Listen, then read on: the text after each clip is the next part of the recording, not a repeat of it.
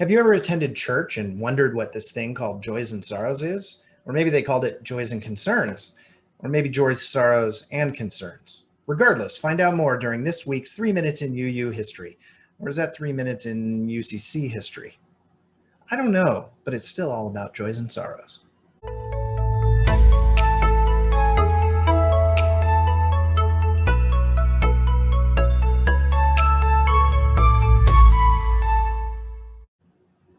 Before we get started, if you like our videos, please help us out by subscribing to our channel, liking this video, and pressing the alert button.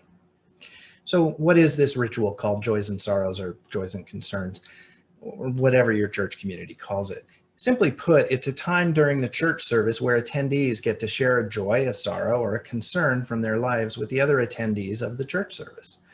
This sharing in community with our fellow congregation members is a way to ask for support, whether it's a positive or a negative occurrence or something neutral that's of interest to the congregation.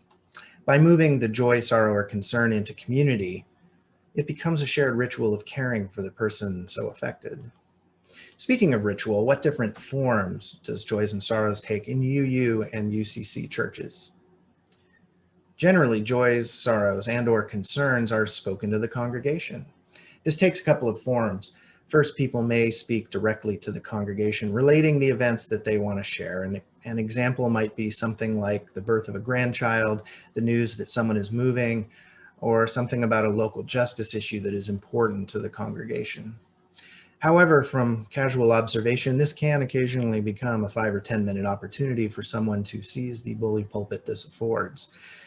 Another way some congregations handle the ritual is to have people write their joy, sorrow, or concern in a book when they enter the church.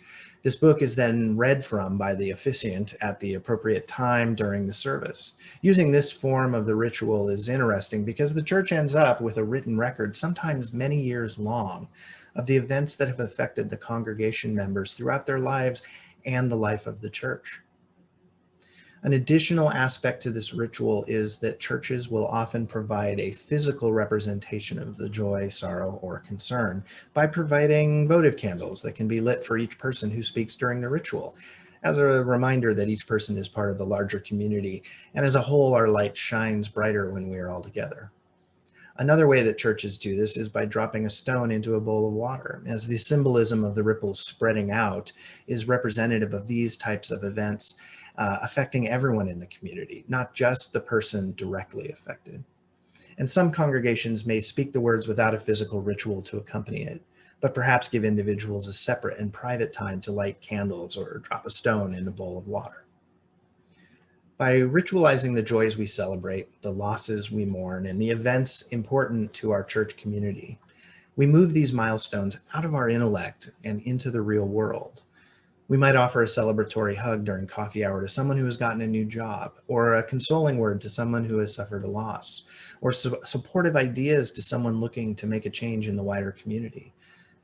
But whatever the joy, sorrow, or concern, by showing empathy for others, we bring ourselves into closer community.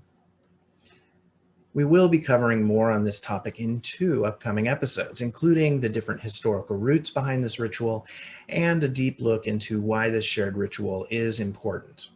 In the meantime, I want you to think about how your congregation does joys, sorrows, and concerns. Comment below and tell us about the ritual and why or if it's important to you. And that is today's first episode of this series in 3 Minutes in UU, or is that UCC history. Thanks for watching. If you find our topics interesting, subscribe to the channel, like the video, and hit that alert button.